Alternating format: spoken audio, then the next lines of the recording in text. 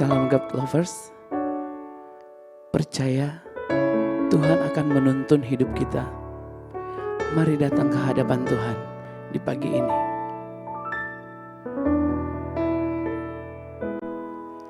Sering ku tak mengerti jalan-jalan-Mu Tuhan, bagai di belantara yang gelap.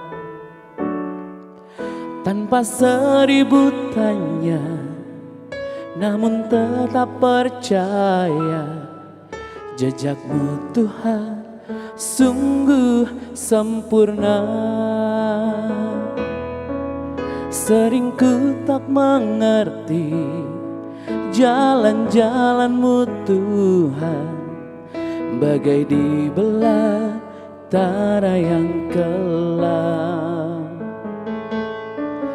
Tanpa seribu tanya, namun tetap percaya, jejak-Mu Tuhan sungguh sempurna. Ajarku memahami semua yang Kau ingini, agar hidupku puaskan hati-Mu. Bagimu aku rela sepenuh hati menghamba, serahkan diri genapi karya-Mu. Ajarku memahami semua yang Kau ingini, agar hidupku puaskan hati-Mu. Bagimu aku rela sepenuh hati menghamba, serahkan diri genapi karya-Mu. Serahkan diri genapi karya-Mu.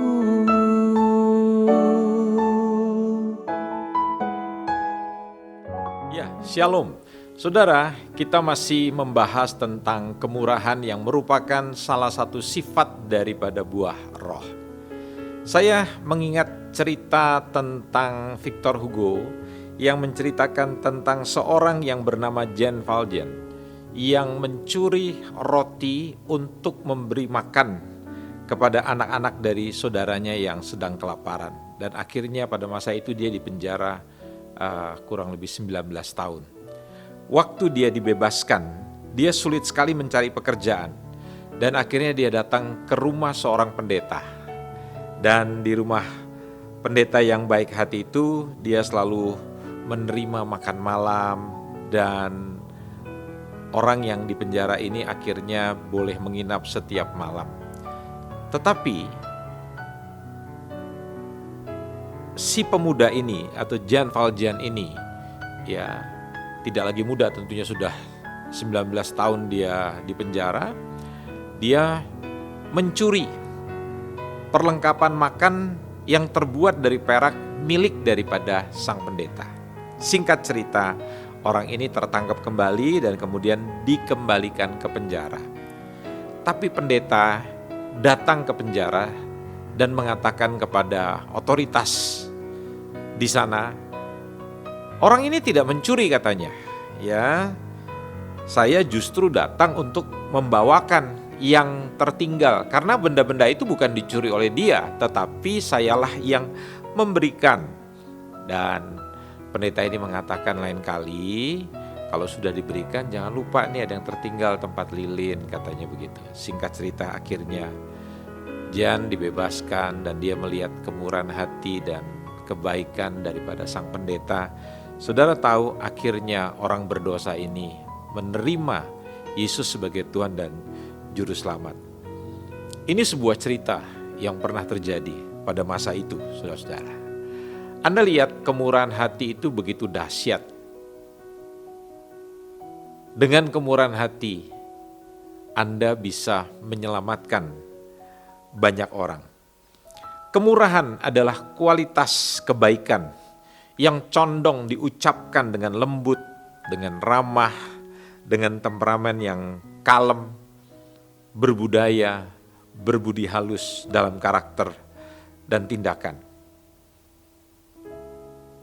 Kemarin saya sudah mengatakan bahwa kalau ada orang yang memberikan kepada seorang anak yang lapar sehelai roti, itu adalah kebaikan, kata anak ini.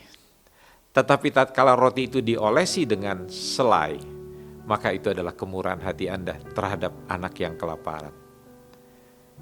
Betapa indahnya kalau dunia dipenuhi dengan kemurahan. Kadangkala kita berhitung, kalau saya memberi yang terbaik kepada orang itu, apa yang kira-kira dapat kita terima? Saya teringat dengan kakek saya dahulu, almarhum. Dia pernah menceritakan kepada ibu saya. Mereka bukan orang-orang yang di dalam Tuhan. Tapi kakek saya mengatakan begini kepada ibu saya. Kalau kamu melakukan kebaikan kepada orang lain, dan orang itu tidak bisa membalas kebaikan kamu, ingat, maka Tuhan nanti akan memakai orang lain untuk membalas kebaikan daripada kamu. Wow, saya melihat itu di dalam kebenaran firman Allah. Kalau Anda berbuat baik kepada orang yang bisa membalas perbuatan baik Anda, ya itu tidak terlalu ada artinya. Tetapi kalau Anda berbuat baik kepada orang yang tidak bisa membalas perbuatan baik Anda, maka lihatlah, Tuhan pasti nanti akan membalas kemurahan hati Anda, kebaikan Anda yang luar biasa. Nah, rintangan di dalam melakukan kemurahan ini memang tidak mudah karena kita masih darah dan daging. Jadi kita punya nafsu, kita punya keinginan, ya, yang berbeda sekali dengan apa yang tumbuh pada waktu kita menerima Tuhan. Sifat-sifat Tuhan itu akan tumbuh di dalam diri kita. Nah, itu sebabnya maka saya mengatakan, izinkanlah hidup saudara dipimpin oleh Roh Kudus. Dalam arti kata lain, saudara sedang mematikan daging saudara. Contoh, waktu Anda disakiti oleh orang lain, daging Anda mengatakan, saya akan membalas. Karena orang sering kali berkata begini, kalau kamu baik sama saya akan lebih baik kepada kamu. Tapi kalau kamu jahat, saya akan lebih jahat daripada kamu. Saya pikir itu adalah hal yang lumrah. Itu daging kita. Tetapi tatkala orang melakukan ketidakbaikan pada saudara dan saudara membalas dengan kemurahan, dengan kebaikan, dengan hal-hal yang luar biasa, maka itu adalah kemurahan yang dari Tuhan yang datang dalam hidup saudara. Mari belajar untuk Anda hidup di dalam Tuhan yang luar biasa, maka buah roh itu akan tumbuh dalam kehidupan Anda. Jadilah orang yang selalu murah hati, yang tidak membalas, yang jahat dengan yang jahat, makian dengan makian. Kalau Anda dikatakan jelek, mari tersenyum. Karena hanya orang jelek yang akan menerima anugerah Tuhan yang luar biasa. Paulus lebih bersuka bermegah di dalam kekurangannya. Pada waktu orang mengatakan Anda buruk, Anda harus bersyukur ada yang mengingatkan Anda. Mungkin Tuhan pakai orang itu. Jadi tidak perlu membalas cacian orang dengan cacian, tapi berterima kasihlah. Katakan terima kasih pada orang yang telah melakukan kejahatan pada Anda. Tuhan akan menolong Anda dengan luar biasa. Mari kita berdoa.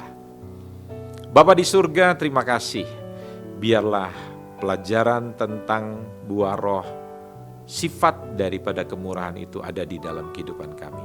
Biar kami bertumbuh, biar kami berkembang di dalam sifat-sifat daripada buah roh itu.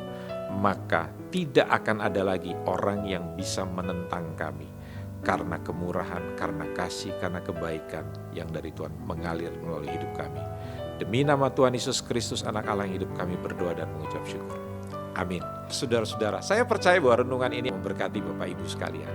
Jangan lupa Anda bagikan kepada keluarga, kepada sahabat-sahabat, kepada kenalan Anda. Tuhan memberkati kita sekalian. Amin.